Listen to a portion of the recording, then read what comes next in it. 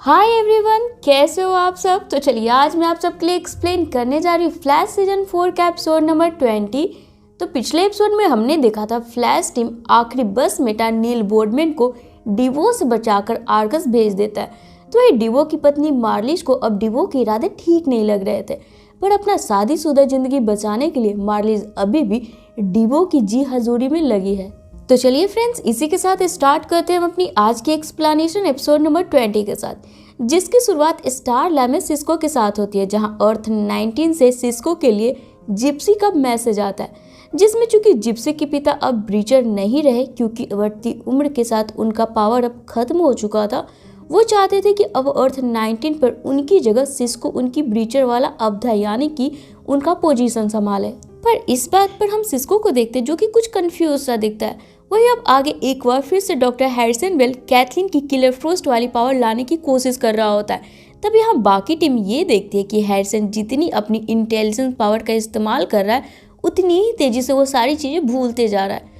अब ये सब देखकर बैरी पूरी तरीके से हताश होते जा रहा है। पहले डिब्नी की मौत, फिर कैथलीन की पावर चली गई और अब हैरिसन की इंटेलिजेंस पावर भी खत्म हो रही है। वहीं दूसरी तरफ हम डिवो को देखते हैं जो कि मार्लिस के साथ वांडर में स्टील पॉकेट डायमेंशन के जरिए पहुंचता है और फिर डिब्नी की स्ट्रेचेबल एबिलिटी से अपने फिंगर को चाबी की तरह बनाकर यहाँ मौजूद एक लॉक्ड रूम के गेट को ओपन कर यहाँ से एलओए 1771 चुरा लेता है। अब फ्रेंड्स, इस एलओए 1771 के बारे में हम आगे बात करेंगे। वहीं अब इस चीज को चुरा कर निकलते वक्त यहाँ मौजूद एक गार्ड इन्हें देख लेता है, जिस पर डिवो बिना कुछ सोचे समझे ही अपने रास्ते में आए इस बाधा को उसी के गन को कंट्रोल कर उसे मार देता है। जिसकी अब अगली सुबह इस केस की छानबीन के लिए जोए, बैरी, सिस्को और आइरिस यहाँ पहुँचते हैं, जहाँ आसपास देखकर जोए बोलता है यहाँ से चोरी होने की खबर मिली है, पर यहाँ ना ही किसी दीवार पर फोड़ने या ताला तोड़ने की निशान है। चोर आया होगा कहाँ से,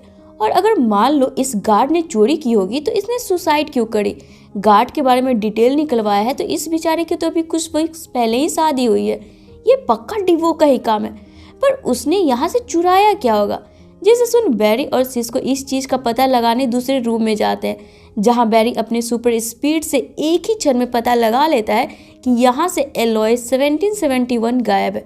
पर ये एलओए 1771 है क्या, जिसे सुन अब आइरिस इन्हें बताती है एलओए 1771 का मतलब है सोलर पैनल। इसे किसी भी मेटल को बनाने या एक्टिवेट करने में इस्तेमाल किया जाता है। इसमें सूरज की रोशनी तक की एनर्जी को भी झेलने की पावर होती है, जिसे कि रॉकेट और सैटेलाइट जैसे मशीनों में इस्तेमाल किया जाता है। अब ये सुनिए नहीं, समझ में नहीं आता है कि आखिर अब डिवो इससे करने क्या वाला है। तब यहाँ बैरी सिस्को की वही गार्ड के लाश के पास मिली गन को वाइप करने बोलता है, जिसे सुन सिस्को मना कर देता है क्योंकि जब भी सिस्को डिवो को वाइप करता है उसे जोर का झटका लगता है। जिस पर अब बैरी सिस्को से जिप्सी की मदद लेने बोलता है, ये सोचकर कि अगर सिस्को और जिप्सी साथ में वाइप करेंगे तो शायद कुछ बात बन जाए। तो दूसरी तरफ अब यहाँ पर एक बार फिर से डिवो को पकड़ने वाले प्लान को सुन जोए जीटर कैफे में जाकर हैरिसन से मिलता है और हैरिसन को बोलता है कि चूंकि तुम्हें छोड़कर सभी टीम मेंबर इस वक्त व्यस्त है, जोए चाहता है कि हैरिसन सेसिल और जोए के होने वाले बच्चे का ध्यान रखे और इन चीजों से सेसिल को दूर रखे, उसे बिल्कुल भी टेंशन ना लेने दे। जिसे सुन हैरिसन मान जाता है। आगे अब सभी स्टार लैब इकट्ठा होते हैं, जहां जिप्सी भी पहुंचती है और अब जिप्सी और सिस्को साथ में ही गन को पकड़कर वाइप करते हैं। तो उन्हें एक सी पोर्ट यानी कि बंदरगाह दिखता है, जहां पर एक ट्रक नंबर 16 भी होती है, जिसे देख अब फ्लैश टीम इस बार डिवो से पहले सीपोर्ट पहुंचकर ट्रक नंबर 16 ढूंढ भी लेते हैं। तभी यहाँ डिवो भी आता है और इन लोगों को पता चलता है डिवो ने ये जानबूझकर इस लोकेशन की वाइप करवाया था ताकि वो फ्लैश टीम के हारे हुए शकल को देख सके। जिसे सुन बैरी अपने सुपर स्पीड से ट्रक में मौजूद मेटल डिवो से पहले लेने की कोशिश करता है। तब यहाँ डिवो हंसता हुआ पॉकेट डायमेंशन ओपन कर बैरी को सिटी से बाहर वाले जंगल में पहुंचा देता है और फिर जिप्सी और सिस्को दोनों पर ही अटैक कर ट्रक में मौजूद सारे मेटल्स को लेकर फरार हो जाता है। अब ये देख सिस्को और जिप्सी आपस में ही बहस कर लेते हैं एक दूसरे की गलती पर कि इन्हें ये समझ जाना चाहिए था कि इतनी आसानी से वो कैसे इस पर वाइप कर पाए। जिसे सुन अब बैरी यहाँ आकर इन्हें शांत करवाता है और दोनों को स्टार लैब लेकर आता है, जहाँ पर सिस्को और जिप्सी दोनों ही एक दूसरे से मुंह फुलाए बैठे थे। जहाँ सिस्को यहीं अपने लैब में होता है और जिप्सी गुस्से में यहाँ से बाहर चली जाती है। जिस पर अब बैरी इनके झगड़े के बारे में सिस्को से बात करता है। तब बैरी को सिस्को बताता है ये सिर्फ अभी का झगड़ा नहीं है, बल्कि सिस्को काफी दिनों से जिप्सी से अपनी प्रॉब्लम शेयर करना चाहता था। दरअसल सिस्को अपनी इस लॉन्ग डिस्टेंस वाले रिलेशन से बिल्कुल भी खुश नहीं है, जिसे सुन बैरी सिस्को को इस बारे में अच्छी तरीके से जिप्सी से बात करने बोलता है और फिर भागकर जीटर कैफे से जिप्सी को पकड़कर यहाँ स्टार लैब लाकर दोनों को अपने आपस में मैटर को सुलझाने बोलता है, ताकि इनके झगड़े की वजह से इनके आगे के प्लान में कोई गड़बड़ी न हो जाए। पर ये दोनों अभी भी बात करने को रेडी नहीं होते। तब बैरी इन्हें बोलता है ठीक है बात मत करो, पर एक आखिरी बार डिवो को वाइप करके देखो। जिसे सुन अब जैसे ही इस बार दोनों वाइप करना शुरू करते हैं, पहले की तरह ही दोनों का जोर का झटका लगता है और दोनों ही दूर जाकर गिरते हैं, जिसकी अब कैथलीन चेकअप कर उस रूम से बाहर आती है और बैरी और आइरिस को बताती है वैसे तो इन दोनों को कोई भी फिजिकली चोट नहीं आई है, पर इन दोनों का मूड अभी भी बहुत ही खराब है। तो इधर अब हमें डॉक्टर हैरिसन वेल को दिखाया जाता है, जो कि सेसिल का ध्यान रखने के लिए उसे अपने ही पास लैब में बुला लेता है, जहां कुछ देर के लिए अपनी एंटी टेलीपैथी वाली डिवाइस सेसिल निकाल कर हैरिसन को दे देती है, जहां पे हैरिसन एलॉय 1771 के स्ट्रक्चर पर कुछ इक्वेशन सॉल्व कर रहा होता है, जिसे सेसिल बस गौर से देख रही होती है और साथ ही हैरिसन के बोर्ड पर लिखने से पहले ही उसके दिमाग में आए नंबर्स पहले से ही सुन रही होती है कि तभी यहाँ सेसिल देखती अचानक से हैरिसन के दिमाग से चीजें खत्म हो रही है और हैरिसन लिखते लिखते रुक जाता है क्योंकि उसकी इंटेलिजेंस पावर अब खत्म होने लगी थी। तब सेसिल यहाँ उठकर फटाफट से हैरिसन के दिमाग में मिटने से पहले ही उसके दिमाग में आए नंबर को सुनकर वहाँ बोर्ड पर लिखने लगती है, जिसे देखकर हैरिसन काफी खुश हो जाता है क्योंकि सेसिल के कारण हैरिसन एलॉय 1771 की पूरी स्ट्रक्चर पूरा कर लेता है। तो इधर सिस्को और जिप्सी अभी भी शांत बैठे होते हैं, एक दूसरे से मुंह फुलाए। तब अब सिस्को यहाँ जिप्सी को बताना शुरू करता है मैं ब्रीचर का काम नहीं करना चाहता क्योंकि मैं अर्थ 19 पर नहीं बल्कि यहाँ अर्थ 1 पर अपने दोस्तों के साथ रहना चाहता हूँ और मैं अपने इस लॉन्ग डिस्टेंस रिलेशन से काफ़ी तंग आ गया हूँ। मैं चाहता हूँ कि मैं जिस लड़की से प्यार करता हूँ ना, वो हर सुबह मेरी आँख खुलते ही मेरे नज़रों के सामने और मेरे बगल में रहे, ना कि उसे देखने के लिए मुझे ब्रीच खोलना पड़े। जवाब में जिप्सी बताती है कि वो भी ऐसा ही चाहती है, पर जिस तरीके से सिस्को अपनी जिम्मेदारियों के कारण फ्लैश टीम से जुड़ा हुआ है उन्हें नहीं छोड़ सकता। अर्थ 19 को भी जिप्सी की ज़रूरत है।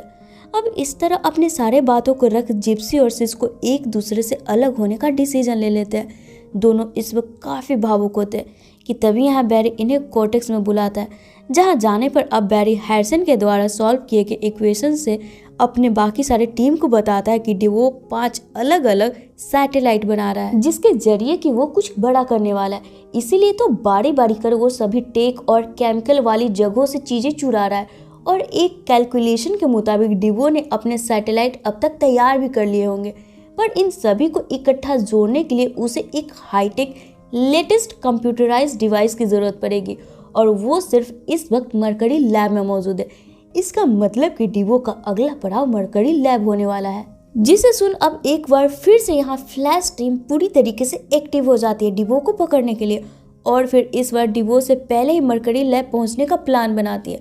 आगे अब डिवो को हम देखते हैं जो कि सच में मार्लिश के साथ मरकरी लैब पहुंचता है और फिर यहाँ पर सिल्बर्ट की एबिलिटी से यहाँ मौजूद बड़े बड़े डिवाइस को छोटा कर मार्लिश को इसे सूटकेस में पैक करने बोलता है कि तभी यहाँ साइड से यहाँ बैरी डिवो को धक्का देकर गिरा देता है और सबसे पहले तो अपने लाइटनिंग स्ट्रोक से डिवो पर अटैक करता है और तब तक सिस्को इधर मार्लिश का हाथ पकड़ लेता है। अब इसी बीच जिप्सी भी आकर डिवो पर अटैक करती है और ये सारी टाइमिंग ना आइरिस स्टार लैब से अपनी टीम को बता रही होती है कि तभी यहाँ मार्लिश सिस्को से अपना हाथ छुड़ाकर अपने साथ रखे खंजर से उस पर वार करने लगती है। अब यहाँ सिस्को की जान खतरे में देख जिप्सी डिवो पर अगला अटैक करने के बजाय मार्लिश को रोकने लगती है। अब इसी बीच यहाँ मौका पाकर डिवो जिप्सी और बैरी दोनों पर ही अटैक कर कमजोर कर देता है, जिसे देख अब साइड से कैथलीन कोल्ड गन से डिवो पर वार करती है, पर डिवो को कुछ भी इससे नहीं होता है। उल्टा डिवो ही जैनेट की एबिलिटी से कैथलीन को स्टैचू की तरह बना देता है,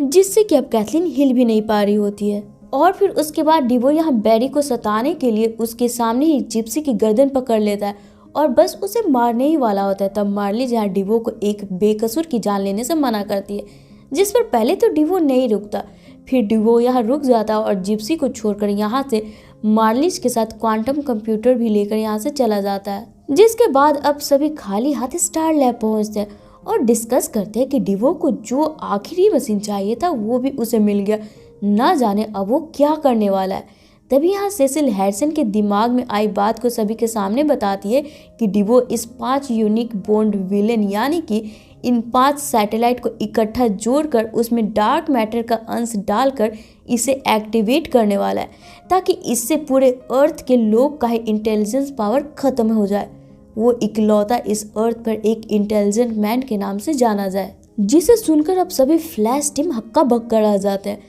तो अब हमें क्लिफर्ड, डिवो और उसकी पत्नी मार्लिस की शुरू से कहानी दिखाई जाती है कि आखिर वे ऐसा क्यों कर रहे हैं। अब 8 साल पहले की कहानी दिखाई जाती है, जहाँ पर डिवो और मार्लिस साथ में ऑक्सफोर्ड कॉलेज के प्रोफेसर थे। दोनों साथ में काफ़ी खुश थे, उनकी रोमांटिक डेट हुआ करती थी, वे पिकनिक पे जाया करते थे और फिर दोनों एक दिन एक नए घर में शिफ्ट होते हैं, जहाँ मार्लिस को डिवो की एक सीक्रेट डायरी मिलती है, जिसमें डिवो ने जिक्र कर रखी थी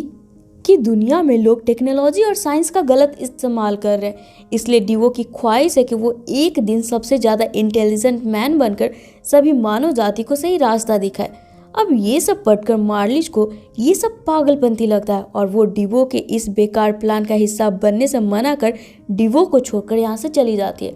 और फिर ह्यूमैनिटेरियन वर्कर बन जाती है। तो फ्रेंड्स, ह्यूमैनिटेरियन का मतलब होता है वैसा वर्कर जो कि खासकर देश में अगर वार छिड़ा हो या कोई डिजास्टर आया हो, इन्हें वहाँ पर लोगों का ख्याल रखने भेजा जाता है। अब इसी सिलसिले में मार्लिस इस वक्त एक कैंप में लोगों के लिए प्यूरीफायर बना रही होती है कि तभी यहाँ मार्लिस को डिवो का कॉल आता है, जिसमें डिवो मार्लिस को मना कर वापस आने को बुला रहा होता है। तभी यहाँ मार्लिस के कैंप पर एक दुश्मन बॉम्ब फेंक देता है, जिसके धमाके से कि मार्लिस वहीं बेहोश हो जाती है और जब मार्लिस को होश आता है वो खुद को हॉस्पिटल में पाती है और डिवो वही मार्लिस के पास होता है, जो मार्लिस को बताता है इस अटैक में करीब 100 से भी ज़्यादा बेकसूर लोग मारे गए। जिसे सुन यहाँ पर भावुक होते हुए मार्लिस डिवो को बोलती है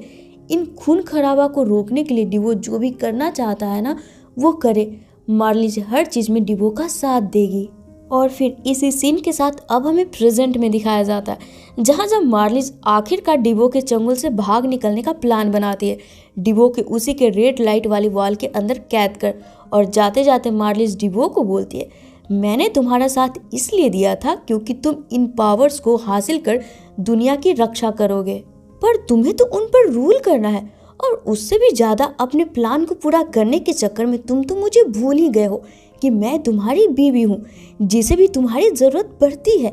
और फिर इतना बोल मार्लिस यहाँ पॉकेट डायमेंशन खुलने वाली चेयर पर बैठकर यहाँ से भाग निकलती है। तो अब एपिसोड के आखिर में हमें जॉय के घर पर दिखाया जाता है, जहाँ पर सभी फ्लैश टीम अपने गमों के बीच खुशी ढूंढते हुए सेसिल की बेबी शावर यानी कि गोद भराई के फंक्शन एंजॉय कर रहे होते हैं कि तभी यहाँ एक बार फिर से वही लड़की जिसे कि हमने लास्ट बार जीटर कैफे में देखा था, वो भी सेसिल के लिए डिलीवरी गर्ल बनकर गिफ्ट लाती है और फिर यहाँ से भाग निकलती है एक स्पीडस्टर की तरह। तो फ्रेंड्स, इस लड़की का आखिर चक्कर क्या है ये तो हमें आगे आने वाले एपिसोड में पता चलेगा, जिसे देखने के लिए ना आप हमारे चैनल पे यूं ही बने रहें। और साथ ही फ्रेंड्स, 2 दिनों में मैं स्टार्ट करने जा रही हूँ स्पाइडरमैन की सारी मूवी, जो कि सीक्वेंस होने वाली आने वाले स्पाइडरमैन नो वे होम की।